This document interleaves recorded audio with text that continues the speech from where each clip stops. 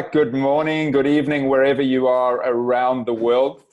Thank you for joining us in this edition of Mass Participation World Masterclasses. Today, our topic, You're Not Alone, From Isolation into Opportunity. And I'm really delighted to be joined by three esteemed panelists. We have an all-Australian cast today. Joining us from Canberra, Craig Johns, the CEO and founder of NRG to Perform. And also from Canberra, we have Gayelene Clews, who's a performance psychologist from Wired to Play. Welcome, Gayelene and Craig, from fairly fresh Canberra in winter. And then all the way up in warm Queensland from Cairns, we have Shelley, who is the managing director of PeopleHQ and the founder of the Human Learning Colective.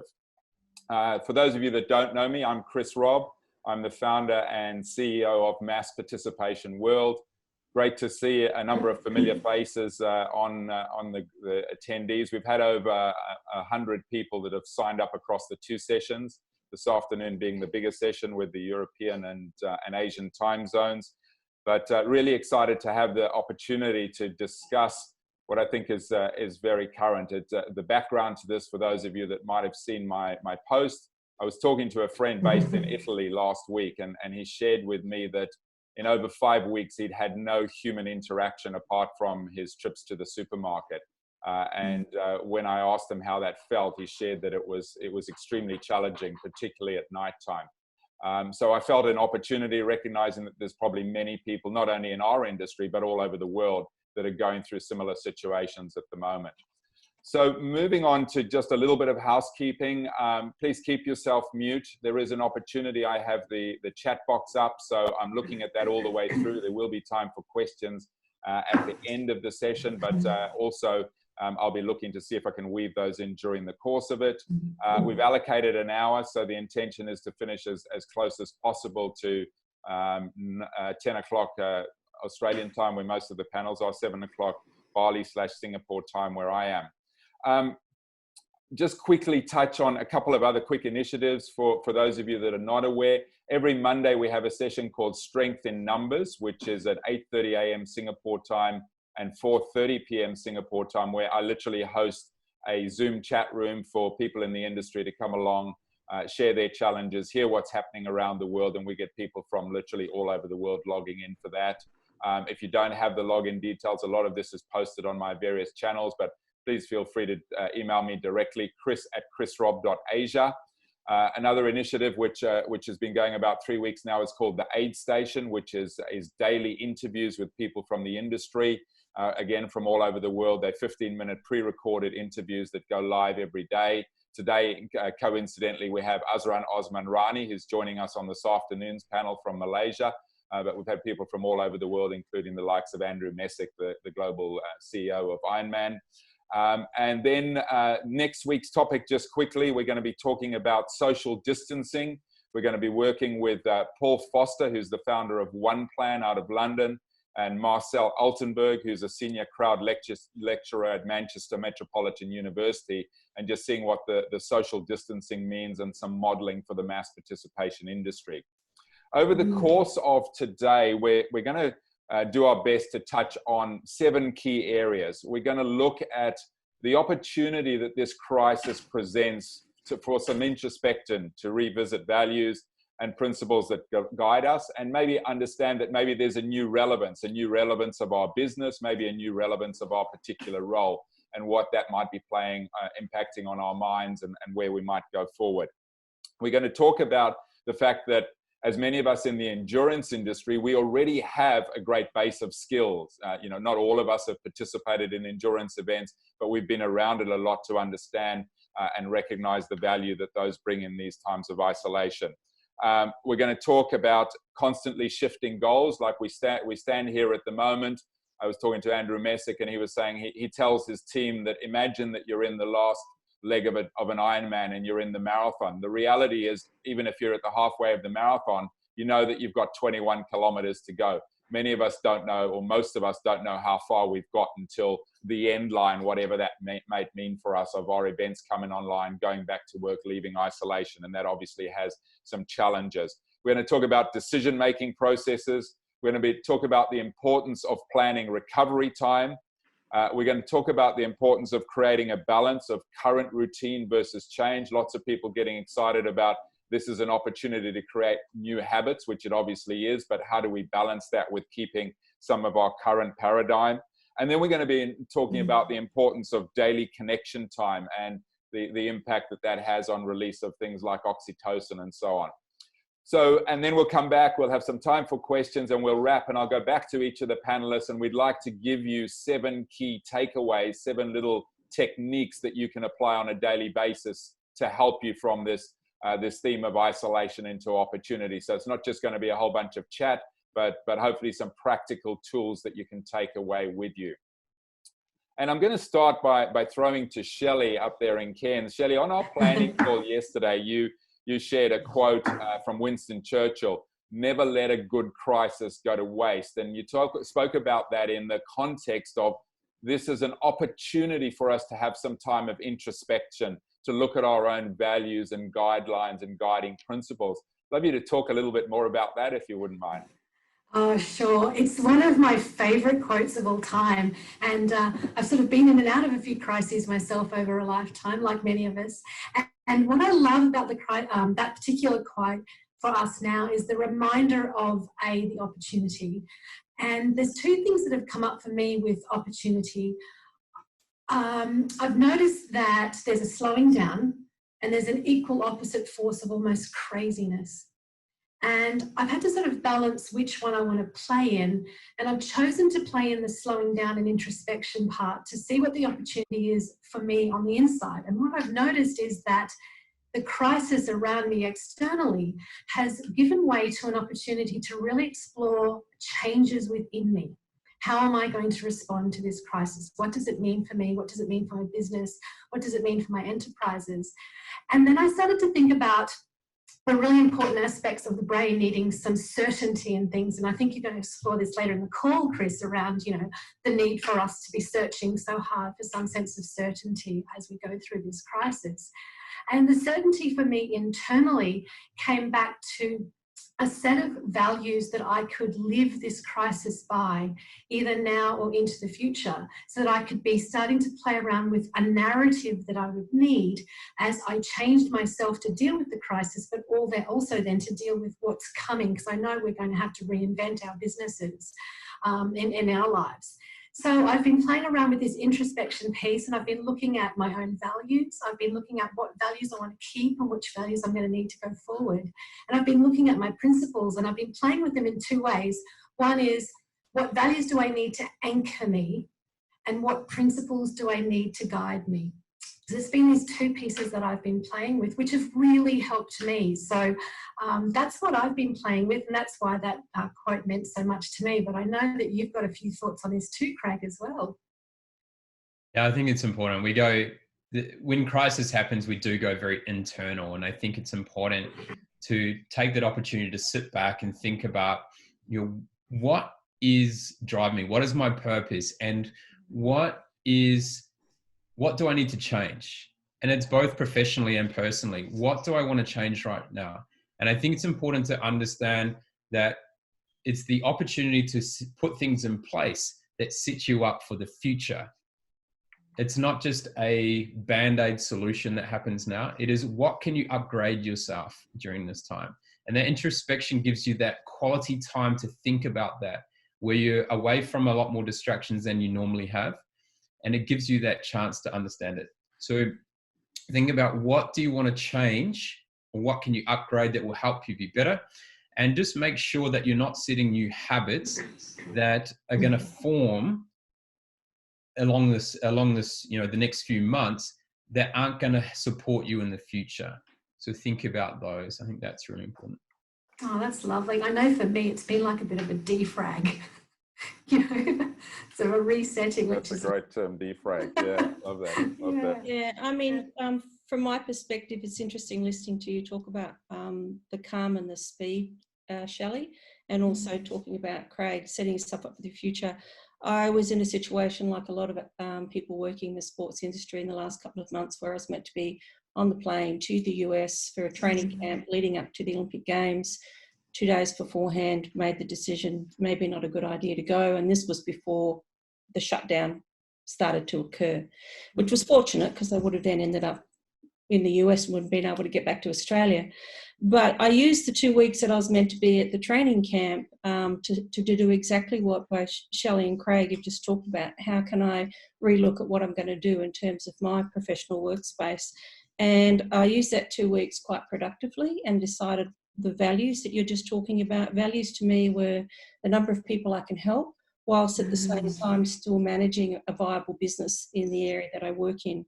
So I got out in those 2 weeks, went around to a lot of medical providers, etc., in the ACT community and said, guess what, during this COVID-19 period, I'm going to go on to bulk billing and help as many individuals as I can, because I know that they don't necessarily have the financial out-of-pocket money to pay for counselling support, which a lot of them actually need during this time frame.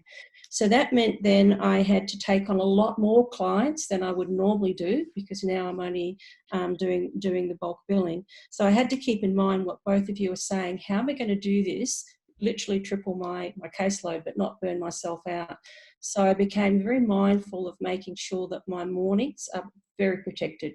So my mornings are when I get up, I go for a walk every morning with my husband for about an hour to 2 hours, somewhere in that time frame. We have sort of a brunch dinner together, and then I start my day a bit later, finishes a bit later, but you have that sense of that calming and that resetting and that self-care that happens every morning before you get into the busyness. So I feel I've managed to find that balance between the calm and the speed that you were talking about, Shelley.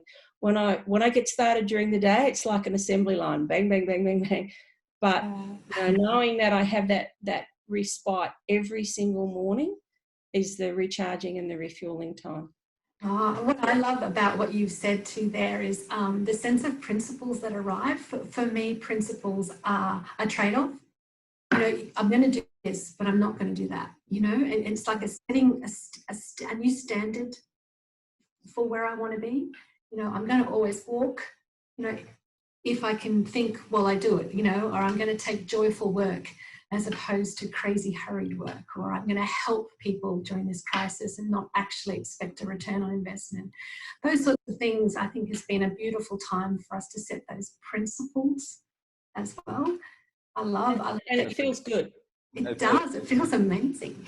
Isn't it the whole, I mean, and you know, so many people that I'm connected with are talking about this is a time to help, and it's amazing how much helping is happening out there spontaneously. And like you say, Sherilyn, it feels good. And with that, I'd like to, you spoke about your routine and protecting your mornings, but one of the things we touched on the planning call, and something I know you're passionate about, is creating that balance of not throwing out everything and putting in a whole bunch of new routines, which potentially creates even more problem than it solves. Would you like to talk about that a little bit, please?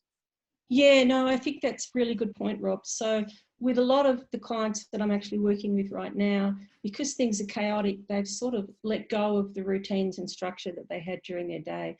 So I'm spending a lot of time helping individuals get back into identifying what that structure and routine needs to be. And within that, you have the periods for reflection and change. So I really work on the basics from, you know, what time they get up in the morning, you know, when do they exercise. You know, I prefer it first thing in the morning for people, because it's actually when you wake up the brain, and the dopamine that you get from the exercise improves your cognition and your functioning.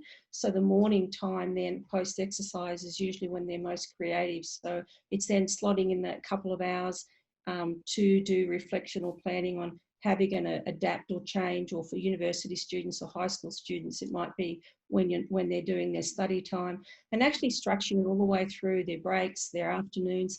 And then it comes to the evening, and the evening is very challenging for a lot of people, because when we follow a structured day, we are keeping mentally busy, and often those thoughts of anxiety and fear creep in at night.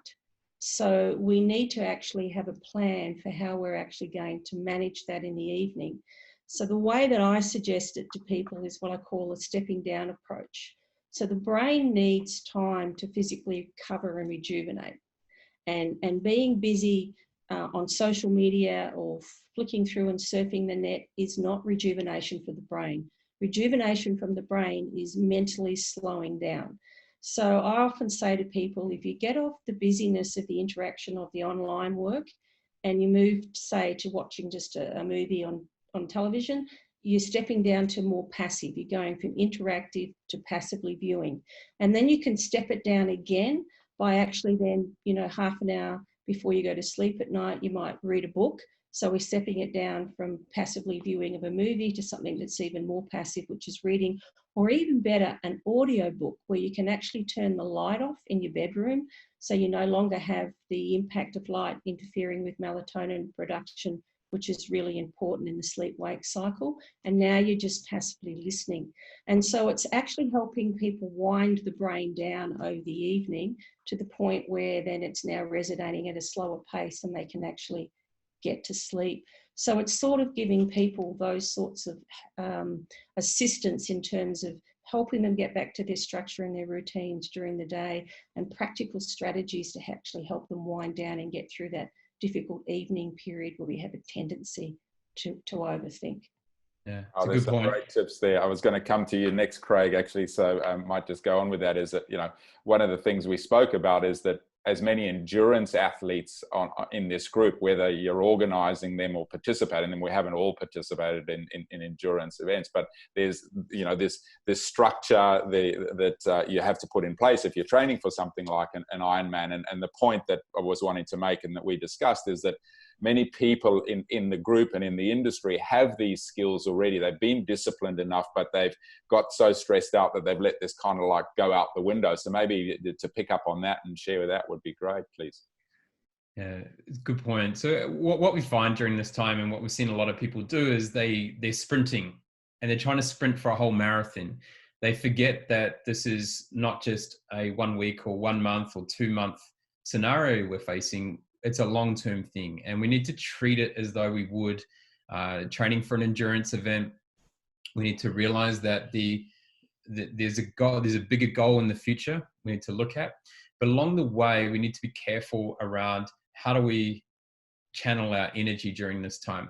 So it's not as though it's one big long marathon where you're just kind of shuffling along. You've got all these periods of sprints inside the marathon. And like Gayelene was talking about, you need to make sure you've got that recovery in between. And so very important that you plan it in place. And so whether that be on a daily basis, as Gayelene was talking about, or more on a weekly, monthly, and even thinking about the next year, how are you going to plan out your recovery so that you can do the sprints when you need to, but you've got this recovery time to recharge as you go through. And, you know, if you think about when you're both from a brain point of view and a physical point of view, you can only sustain so much at a high level. And so you're going to have this performance oscillation. And I think that's really important, that you ensure that the oscillation is not too steep and that you're just seeing this gradual oscillation of your performance. And you can only do that by ensuring you've got recovery in there. Because if you have no recovery, then it's just going to be a sharp decline, and you won't recognize what's happening until it's too late. And we're seeing a lot of people right now who think they're really productive. They feel really energized. They're excited about what's happening, and they're go, go, go. They're not switching off much. They're going a whole day and they feel like, oh, wow, I'm doing these 14-hour days now. Well, you can only sustain that for a long period of time. The body is very clever at adapting to to a slight change in stimulus. So if you are pushing the boundaries, but you're not overstressing it too much, but you keep going, it will slowly decline. And then you'll get to a point where you'll take a day or two off and you'll get sick, or you'll get to a point where you're really struggling to focus and have the cognitive ability that you're required to make the right decisions at the right time. So think about, as if you're an athlete, or you've watched athletes, or you've coached athletes, or been an athlete, think about, okay, where do I put those recovery spots in now, and put those things in place so that I can sustain a higher level and a small oscillation in performance over a longer period of time. Because right now we're kind of in this fun space. It's like kids in a candy store. We're all excited. All the bells and whistles are out there, and you want to try everything, and you've got all these meetings that everyone wants to have face to face, and you're catching up with people, but you have to have the ability to say, yes when I need to sprint, no when you need to back off and recover and give yourself that time to have a break. Craig, can I just reinforce what you're saying and explain it, because we're talking to a lot of people from an athletic background, and most people understand that when you sprint you accumulate a lot of lactic acid, and then you need to drop back to a jog to metabolize and get rid of the lactic acid. And the brain works the same way. When we're really frenetic and very busy, we're producing a lot of cortisol, and that can be it can actually destroy, brain cells. We actually need to metabolize and get rid of that cortisol. So it's the same process. We have to slow the brain down and have those recovery periods. Most people relate to the physical side of it, but they're not necessarily aware it's exactly the same process when we actually look at the mental side of things. Yeah, as an athlete, you get more of the physical fatigue and you can feel the triggers in that.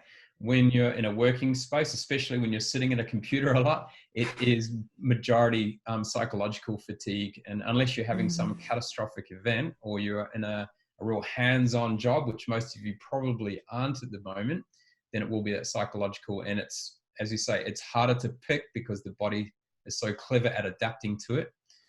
So prevention, or being proactive around how you plan your workload and your life, is so crucial right now. And that really ties in almost with that daily routine that Gayelene was talking about. So you've got that daily recovery in the evening, but then that weekly recovery. And I think, the tendency is that we're all kind of on at the moment, aren't we? Because you don't get away from it. And it's very easy to go back into the study at night, back into the study all day on a Saturday and Sunday. And like you say, suddenly you're going to get hit by that truck in the middle of the night, and you've missed seeing it coming. I mean, and again, this is great when we know it, but are there some like warning signals there? So, the tendency is to say all the best laid plans, disciplined athlete, you might miss a training session, you might, eat something that you shouldn't be eating as you're training. But, in the analogy of this, what are some of the warning signals that people should be looking for here so that they don't get hit by the bus? It's okay, I laid my plan. All right, today I've got this really important brief that I need to send to a client, so I'm going to go to bed later or whatever. What's going to start coming up to say, yeah, I am pushing myself too hard here and I need to build in that recovery time before it's too late? I think the first thing is take a look at your schedule. That'll tell you really quickly, because it's so easy to fill it up right now with meetings and go. So I was talking to someone the other day, and unfortunately it hit her emotionally, and a few tears come out. And I asked her the question, I said, have you actually planned space in your schedule for just time to work on a project, absorb the information? Have you planned in time to take a lunch break? Have you put in time to have some recovery? And she was like, no, I've started a new job. I've got an open schedule right now, and I'm not finishing till 1 a.m, and I'm starting again at 6. And she said, I'm feeling really exhausted. And I said, well, you're in control of your choices. And an easy way to do that is actually to set your schedule and plan out your recovery. Plan out when you're going to exercise. Actually put in there when you're going to have lunch breaks, because it is at the present when people think that you need to be on video calls all the time and think that they need your attention every second minute now because you're not in the same office or because things are changing so quickly is a little bit incorrect. So you control that time. So to me, the schedule is a great start, and there are many other triggers which I'll let Gayelene and Shelley bring to. Thanks, Craig. Shelley, you maybe like to come in on that? Yeah, so one of the triggers that I've noticed for myself and others that we're working with is the disruption to their sleep patterns. Like, it's just like they're either not able to get to sleep, or whereas they could before, they are waking up at a really strange time and their brains are full of stuff that they have sort of not either processed the day before, or stuff that they're sort of future tripping about. So what we've noticed, one of the triggers is this major disruption to sleep patterns. And the other interesting thing for us is we've got clients who normally probably wouldn't say they have anxiety, but they're sort of saying, I've got this weird feeling, I just don't feel like I can move forward or get stuff right. And it's like this feeling they have, and they keep talking about this feeling that's bubbling up. And I'm like, I'm wondering if this is the increase of anxiety that happens as we all try and deal with this situation that we're all in, and all in different ways. And so they're two of the things that we're noticing in our work that we're doing, is those two different disruptors that are happening, is that internal feeling that they've never had before, be it anticipation or anxiety, and then also that disruption to sleep patterns. So, Gayelene? Yeah, so everything speeds up. So when our anxiety levels become too high, we talk fast, walk fast, eat fast, think fast, everything speeds up. And that's usually a good thing to make people aware of, because they can catch themselves then, where they're rushing through lunch, or their brains are going a million miles an hour, or they're talking really rapidly, or they're going for a walk, it's 100 miles an hour. So everything actually speeds up when our adrenaline and cortisol levels are too high, because we're actually in that fight or flight state. So people need to be able to turn that down. The fight or flight response is meant to keep us safe, and for tens of thousands of years, as hunters and gatherers, it woke up the brain, made sure that we were hyper alert, so that we could either fight the bear that we came across in the morning, or we could run like crazy. But once the threat's passed, it's meant to turn down. And what's happened in this scenario for a lot of people is that fight or flight response is being turned on, and it's staying on. And they're not turning it down. In other words, they end up like the marathon runner that crosses the finish line, and then they completely collapse and they can't get up and walk at all, which is what Craig's talking about. People heading towards that sort of that cliff. You go and go and go until you can't, and then when you can't, you tend to flip, and you go from that anxious stress state now into more of a depleted, burnt out, depressed state. And that depression, I call it neural depletion, is a depleted neural system as a result from living in this revved space for too long. Now, the catch with this, which a lot of people aren't aware of, is that adrenaline and cortisol can do that, but also being in that buzz state that you get from dopamine, where, as Craig mentioned earlier, you're being incredibly productive. So why do I want to stop this? I'm loving the feeling, the high of the excitement. So the thing is that even with our neural dopamine, is also a limited resource. And if you keep revving the engine of the car, you'll eventually deplete the tank. Now, you can rev the engine of the car whether you're buzzing away with dopamine because you're being incredibly productive, or you can be revving the engine of the car because you're stressed and anxious and worried. One might be kind of a positive rev, and one might be sort of more of a negative rev, but they're both revving the engine of the car. And we have to take the brain to the petrol station and refill the tank, right? And if we don't do that, we have an empty tank, and then we're talking about burnout and depression. So that all those tips that you guys are talking about and things that you're talking about are doing are so incredibly important. And it's hard sometimes to convince people when they're on the buzzing high side of things to actually have those breaks and to slow down, because they feel almost superhuman for those periods of time until they're not. One of the interesting things I did about a week ago is I sent a message to a friend who I'd been seeing was pushing the boundaries massively, like they were living right on their red limit. And I sent a message on a Saturday afternoon and said, are you okay? Just checking in because I noticed that you've been working pretty hard. And he said, I don't know what you know, but I am currently sitting in hospital. I've got heart issues and they're trying to figure out what's going on. And so my response to that person was, I said, in high performance sport, we talk a lot about you can either pull performance up or you can push it up. Now, if you pull it up, you can get quick results really fast, but it has a lot of high risk to it. So it's like doing anaerobic speed work. You need more recovery to it. But if you push it up, then it's a lower risk, but you will be able to sustain a higher performance over a long period of time. And so I was talking to him about, the faster you go, the higher the quality recovery you need. Yes. So if you do want to go fast, you need to expect a longer period of recovery if you want to sustain performance over time. And so my suggestion to you is to look at what work you're doing and think about how you can push that performance up rather than pull it up, and then you'll be in it for the long game. Otherwise, come another month, You're going to be sitting flat on that on the couch, wondering, why am I doing all this? And you'll be in a close to a burnt out type stage, and you'll just be frustrated that you're exhausted. So push it up, don't pull it up. Wow, some great analogy. Push it up, don't pull it up, and the revving the engine and refilling the tank. On revving the engine and refilling the tank, maybe just coming back to you, Gayelene, one of the things we spoke about was, and Craig even touched on it there with reaching out to his friend, the importance of building in daily connection time, and the fact, and Shelley, we spoke about it as well. I think it was you that even raised it on the planning call, that important oxytocin release which comes from connecting with people. Maybe, Gayelene, did you want to speak about that a little bit, and then we'll throw back to you, Shelley, to talk about it as well? Yeah, I will, because oxytocin is a wonderful thing. When we talk about the revving and too much adrenaline and cortisol, one of the things that actually dampens that or helps keep that in check is actually oxytocin.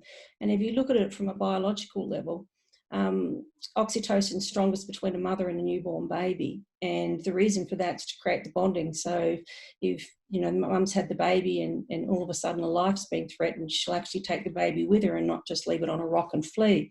You put that into a modern day context, and most women can relate to the fact that if they're in a house on their own at night and someone breaks into the house, they'll probably go to fear and look for somewhere to hide.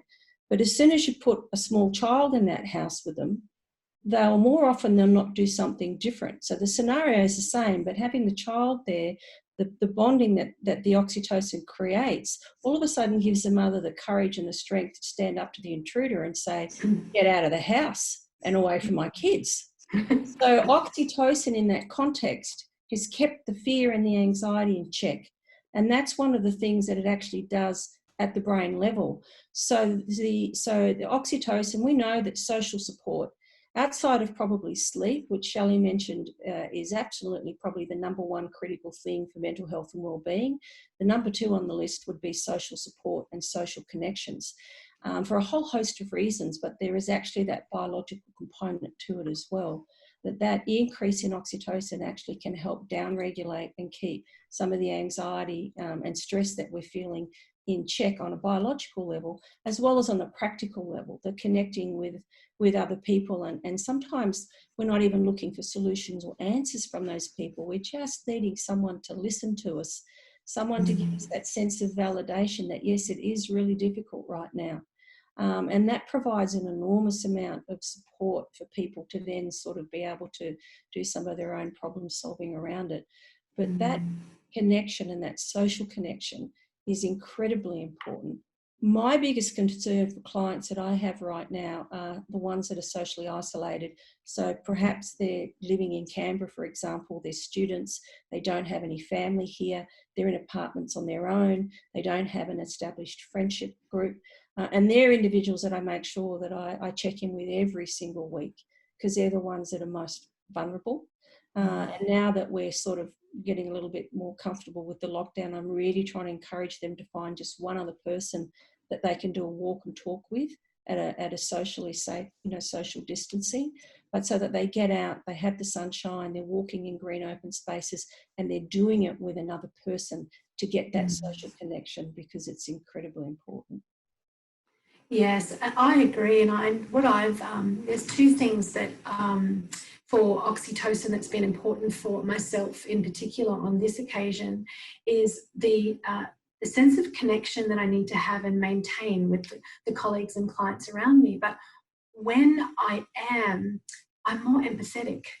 And when I'm more empathetic, I can hear more views that could help me. So it's incredibly important for us to not only thinking that we're just staying connected, but it's like this beautiful elixir that arrives where we can not only feel heard by those who might be listening to us, but we are much more open to the change that we might need to hear about, the data that we don't want to hear, that we might need to hear, that's going to impact our industry, and to actually just be open much more to this newness that's coming. And for me personally, it's been the internal connection with myself. So I can be empathetic with what I'm trying to deal with emotionally and internally, to have a much stronger sense of, you know, yes, I can look at my values and feel anchored and strong, and I can get my set of principles in place. But I've also got to be okay with the new me that's going to come from this. Because the industry around me is changing, and I'm going to have to get ready for that, which might mean I have to shift my narrative. And as we know, shifting our narratives can be very difficult sometimes, because we've got to go through a self-authoring exercise. And I think this self-authoring is so much easier when we have a deep sense of love for ourselves and our empathy and connection for the self that we have to do, because it is very difficult. And going back to our point on almost the addiction of dopamine that happens sometimes, as we come down from that, it can be a downer. But if we can then fall back in love with the work we need to do for ourselves, it can stop that downer. Because otherwise we think the self-work is actually a crisis. But in fact, I think it's a really beautiful opportunity for all of us. Talking about opportunities there, I did a video piece the other day around intimacy in isolation. And what's really interesting is that with people being on Zoom calls, you start to connect a lot more with people in an intimate type relation than you would if you were meeting them face to face or just having a phone call. You start to go inside their house. You start to go inside their daily behaviors, as you normally start most conversations with, you know, how are you? How are you reacting to the situation? And you start to understand some of the different perceptions they may have, their coping mechanisms. You can learn a lot about the people you're connecting with in what's currently happening right now, because it's not just a normal, hi, I need to talk about this. You are actually having a conversation and checking in on a personal level.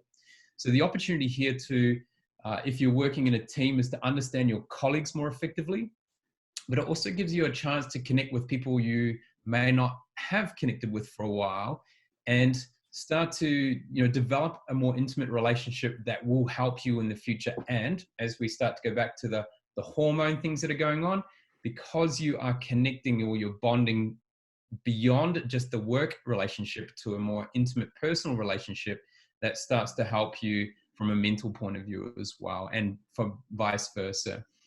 I think, Chris, you talked about last night about your child, and I think that's a great story around the importance of connecting with people. Do you want to share that?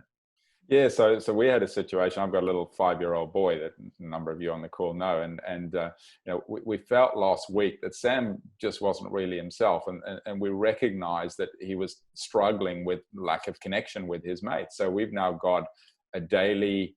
He's doing a bit of online schooling, but every day we call a different one of his mates. And the first day we did it, it was just, you know, the little shy little 5-year-old didn't want to take the phone, and within kind of 3 minutes he'd warmed to that, and he disappeared in the room with the phone, and half an hour later he was still showing his mate around the room and what they were playing with, and, you know, then insisted that we reconnect on FaceTime, that he could play the funny little game with putting ears and noses on. And, you know, this has now become a daily routine, and we have a different child in the house, and he's a wonderful kid. I mean, he's he's an absolute joy. But you know, and he's a very gregarious kid, albeit that, you know, 5-year-old shyness when he started, and it made me realize that, you know, the importance to all of us. And I think, you know, maybe extracting on from that. So what you're recommending, that in this time, the opportunity, you know, in Canberra now, you're lucky enough to be able to get someone to go for a walk. In some places this isn't yet the case. So making the effort to do a Zoom call rather than a phone call, it would be a practical tip to this. Well, I think it can be a combination of both. So it's interesting because I have some clients who are really comfortable with the telephone where no visuals, because it's a sort of almost a safety for them, which might normally be uncomfortable if they're sitting in a chair opposite me in my office. They're actually a little bit more comfortable about opening up on the phone, you know, where they're not visually seen. So I've actually found that it's kind of nice in a way, because I'll have some clients that might be an introduction to that counselling process, and it feels a little bit more comfortable as a first step. And then after a phone call or two, we might then move to the video conferencing, all the way through to clients, because I'm able to in Canberra, that I actually walk and talk. So I've got a lot of teenagers that are still doing the face-to-face with, but we're doing the social distancing walk and talk. Because they're teenagers, they need to be exercised, they need to be outside. And so different, I guess, ways of actually connecting with the people through my normal counselling business is more varied right now. And we've been able to do that because the government's put some things in place to enable psychologists with a telehealth, etc. So that's been interesting to me, is that there's all different ways or different steps or stages that different people connect with that. It can be just phone or it can be face-to-face. But Chris, also what I find with kids, and particularly with some of the teenagers, they can do fabulous things. Like the girls tell me that they can get on and they can actually time it so they can watch a Netflix movie together, even though they're not in the same house. And other ones might be online and they're doing a yoga session together, so they're still feeling like they're sharing something and doing it together, even though they're doing it in different locations. So finding our young people are actually being really quite creative in that space about how to maintain those connections, which is really lovely. Fantastic. And, you know, just staying with the young people, it's, you know, one of Andrew Messick's comments, and I've heard it from a number of people, is that, you know, all of us on this call have experienced some degree of global adversity while we've grown up, whether that's a GFC or 9/11 and so on. This is the first adversity for many young people in our community and in our workplaces, and it's such an extreme one. So, you know, any kind of tips for beyond what you've shared already for people that might be listening on the call that, you know, have teenage kids or young workforce? Well, I did read in the paper today, I was looking at the age groups with respect to anxiety, and it was that teenage kids that were the highest, actually, which was really interesting. The older age groups, which you thought maybe would be a bit higher because they're more at risk in terms of health reasons, weren't suffering the same levels of anxiety as what our young people are. Quite a few suggestions, actually. Some of them are around the academics, which I think are really worth talking about. For some kids, their schools are quite structured in it, and they're just sort of going into the chat rooms and they're doing their normal day as they would at school. And that really works because everything's structured the way that it used to be. Others aren't like that at all. They're just providing homework or assessment, and the kids kind of just have to find that structure or figure it out as they go. Some kids are really struggling in that space. And what I've really tried to tell them and their parents, there is no rush to get through your year 12. It doesn't matter if you extend it out over another 12 months and you do it over a year 13. Maybe cut down the number of subjects that you're actually doing this semester so that you can have a sense that you're achieving and not feeling overwhelmed and that you can't keep up and that you're failing. So bring it back to a workload that is manageable. And so they go back and they're having the conversations with the schools and the teachers, and they're making those sorts of adjustments. But when you think about it, I don't know about other countries around the world, but a lot of students in Australia will have a gap year, which means they have a year off after year 12 anyway, before they go to university. So there is no rush, you know, to have to get that done. And I remind parents and the young people that number one, the most important thing is their mental health and well-being.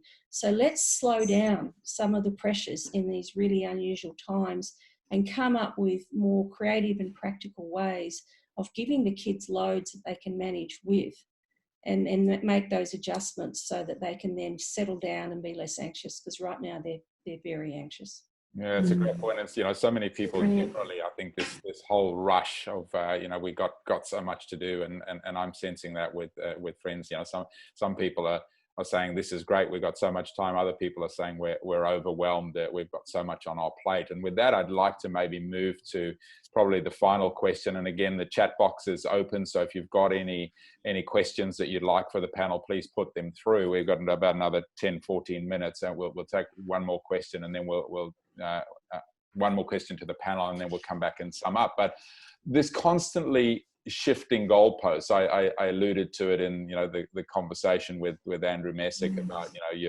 know, you're in the final leg of the Ironman, and you're running the marathon. Just put one foot in front of another. None of us know where that is at the moment, whether that's when we're going to be getting out of isolation. Many people in the events industry, when are our events going to be on? With lots of travel related to this, when will we travel again? Any thoughts around that? How, you know, that there's no end line in sight right now, managing that and dealing with it, and what's happening mentally, psychologically in that situation? Maybe Shelley, I've got over to you. Sure. So what I like about understanding certainty is we go back to Gaylene's great comments around what goalposts or daily habits can we put in place every day that provides us with that certainty that we need, that sort of anchor us down. And when we don't have certainty, one thing that we found over our lifetime as sort of entrepreneurs, and we've come through some major crises points where we didn't have any certainty, but what we could do was scenario plan. And it's like the brain gets these options then of paths it could go down. And because you've created these scenarios, you've almost mentally practiced the path. So when the path comes alive as an option or a reality at some point, you know what you want to do. You've already done your scenario plan. So I think it's really important to do two things. One is bed yourself down with a sense of certainty where you kind of feel a little bit more calmer around the uncertainty by putting in place things that you can control and that you can be certain about that are good for you. And then scenario plan for the uncertainty. So I know that a couple of years ago we were winding down an $80 million enterprise and we just had no certainty about what was coming, but we had to give our staff some sense of certainty and we couldn't. So what we did was we just provided them with the scenarios that we were planning for. And they had their role in each scenario. None of them liked all the scenarios, but at least we were able to start to play with what it could be like for everybody. So that's really helped me. I don't know if that's helped anyone else or anyone's got a different point. So I've used kind of the 80-20 focus for my staff and also myself. 80% focused on what you currently do or have been doing and that you already had planned for the future. And then allow yourself 20% for the creative, the change, the innovation, the uncertainty, the vulnerability aspect of where we're currently at. If you flip that much past 20%, your life can become very loose and chaotic very fast. And so it's providing that kind of 80% certainty in your life. I'm used to this. It's a routine. I know how to do that. I can get it done, because the 20% is usually a lot of skills that you need to upgrade. You need to learn. It's uncomfortable, requires greater mental processing or cognitive processing. So it's just trying to provide some stability, but allow yourself that opportunity for change as well. And if you can sustain the 80%, then, I think that's really important for your stability of your business or the work that you do in the future, because for a lot of you, you are going to continue doing a lot of the stuff that you've done before. However, there is that part of the world that needs change now and also will be different in the future. So I think that, to me, it's a simple rule. It's worked really, really well with my staff, and I know it works well with me. Yeah, so I agree with, obviously, with both of what you're saying. They're really good strategies. Shelley, I call the scenario planning what-if scenarios, and I do what-if scenarios with my elite athletes and my business professionals absolutely all the time. Sometimes when you actually look at the worst possible scenario and you unpack it and you realise that you will survive it, you then let go of a lot of anxiety around the uncertainty. So I go through teaching individuals a little problem-solving exercise where I get them to identify the situation, what are their beliefs about that situation, and what are the consequences of thinking that way. So say, for example, you've got athletes now, the situation is you've got a changing date. Will the Olympics go ahead in 2021? What are the beliefs around that? Well, if my belief system is that it's a disaster and, I'm not going to be able to hold my form for 12 months, or what if it's cancelled altogether, then the consequences of that belief system is going to generate an enormous amount of anxiety. It might create a sense of hopelessness in me, a whole range of things that are going to produce a negative outcome. A lot of people just float around between the situation, the belief, and the consequences. And they just go round and round and round and round, and it just creates a lot of anxiety. So the important step is then, let's look at the alternatives. Let's look at the choices that I have given the situation. So one, I can do nothing and I can keep revving the engine. Two, I can actually decide that an extra 12 months is going to be to my benefit. How can I be the best version of myself in the next 12 months in terms of how I train, how I sleep, how I eat? We can start exploring all the alternatives. The alternative might be, it might not go ahead, but there may be other international events, so it's worthwhile continuing to compete and get fit. Or worst case scenario might be, it might not go ahead, but I know that I put myself in the best possible position that I possibly could to give myself a good shot at it if it did actually go ahead as planned. So when they go through and they then explore the pros and cons of all those different options that they have, they then get to choose which one that they think is going to give them the best outcome, or the outcome that they can most live with.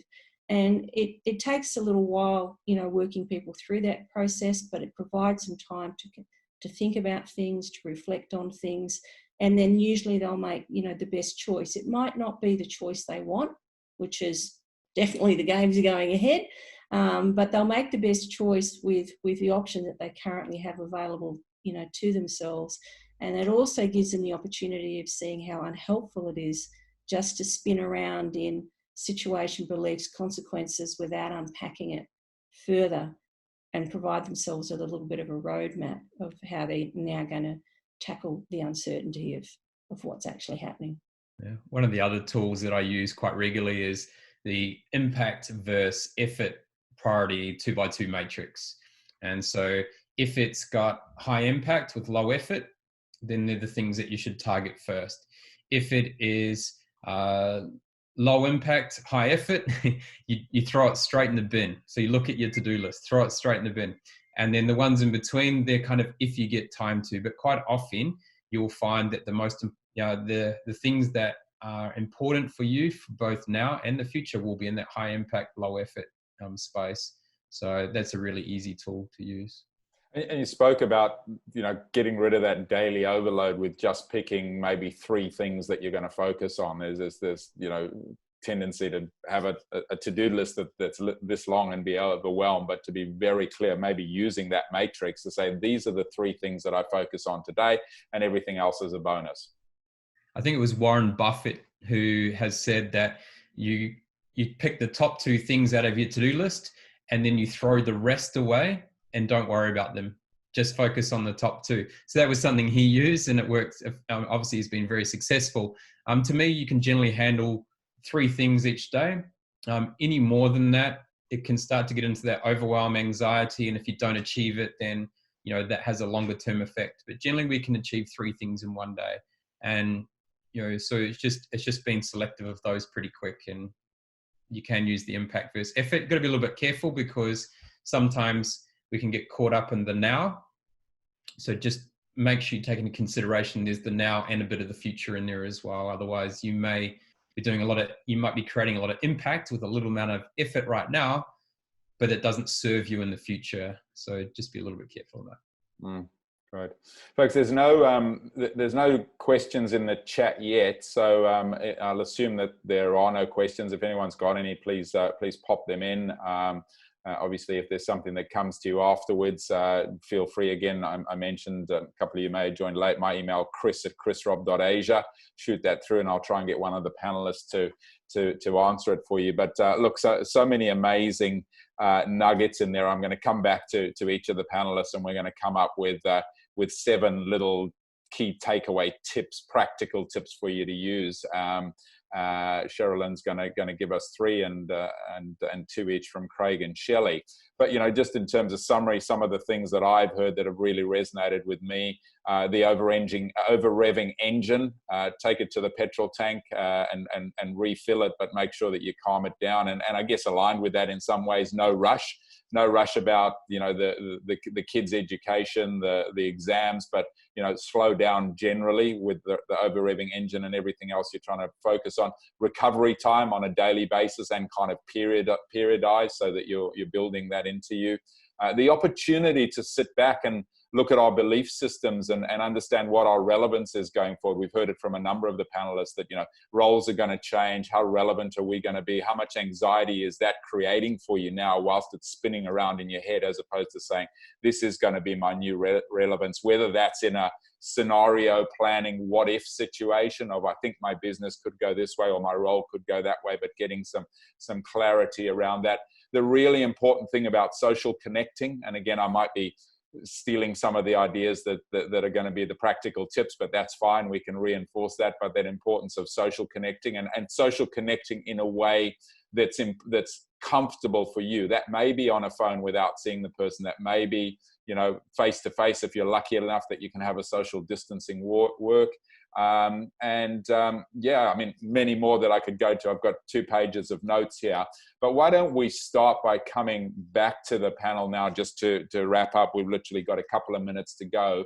And if I can start with you, please, Gayelene, just, 3 practical, simple tips that people can use to go from isolation into opportunity during this time, please. Well, when I think of emotional regulation is really important during this time. So I would choose 3 things that lined up with that. Exercise is fundamentally important. People need to do it every day. Step it down, because the sleep process that I was talking about to help people mentally slow down at the end of the day so that they can get to sleep. So that might be like a movie off your iPhone, a movie, audio book, and then, lights out and asleep. And the third one would be, and we haven't really talked about it a lot today, but over interaction with technology is massively problematic because it's always frenetic and busy. So we have to be very careful that our recreational time, which is our non-working time, isn't also all about flicking through and buzzing and being online. We need to be mindful of that recommended less than 2 hours a day in recreational use. And we need to be a little bit creative in terms of just finding, I guess, more passive ways of having that mental break and not just go from the busyness of work to the freneticness of continuing to be online. Fantastic. So exercise every day, step it down at night, and manage your technology consumption. Wonderful. Thanks. Shell, how about you? Mine are going to come back to 2 things that you've mentioned already, but I just sort of want to reiterate them. One would be, as a leader, as a team, as an organisation, we all play a role, and we're usually fairly good at making those roles explicit and clear. I think it's important for us to have a little look at whether or not those roles are going to be needed as we come out of this, and what might they need to adjust to. And that brings me to a point that goes with that, is a role without relevance is void. You can have a really clear role, but if it is not relevant to the industry, the marketplace, or the people around you, it's not going to be taken up. So I think is what's the role, getting that really clear, and what's its relevance, and how's it going to play out as we come out of this crisis, and actually what it might look like as we take innovation forward. And the second piece, of course, is I think it's really important to reset our values. To relook at them and how they anchor us. But and I use it as a 2-way thing, what values anchor me and what principles will guide me, remembering that principles definitely have a something you're willing to give up as a result. So those 2 things I think are really important for me from this exercise. And just one final thing to everyone, John Hattie, a guru in educational research, has discovered after the crisis in Christchurch, when all the schools closed down, that there is no indication that kids' scores went down at all. In fact, they went up after they all returned to school.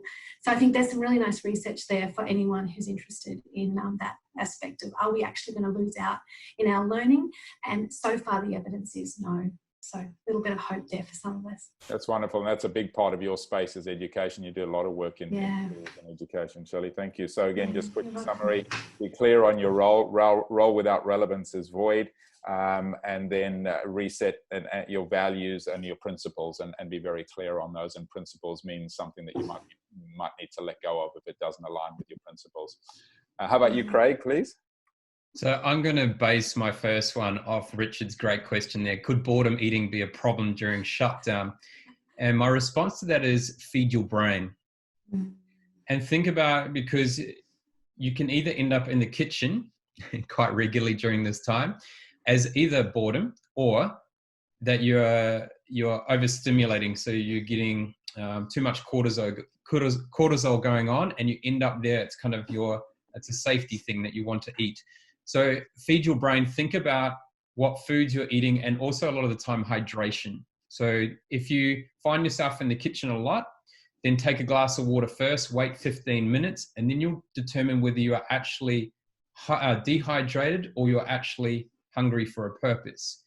and try to keep that routine, because it will be very easy, especially for those that are in Southern Hemisphere, that are going into winter, where it could be quite easy to then start to put on weight during this time because you are sitting lots, you're not moving. The second one is based around a little bit that Gayelene was talking about there on having those breaks from the technology. And I'll put forward an idea here of 3-to-1 work to rest ratio. So if you are concentrating at a high level for 45 minutes, then have a 15-minute break. And during that break, get up, stretch, move about, move to a different location. I know some people that would normally do 10,000 to 30,000 steps a day have had days where they're only doing 200 at the moment.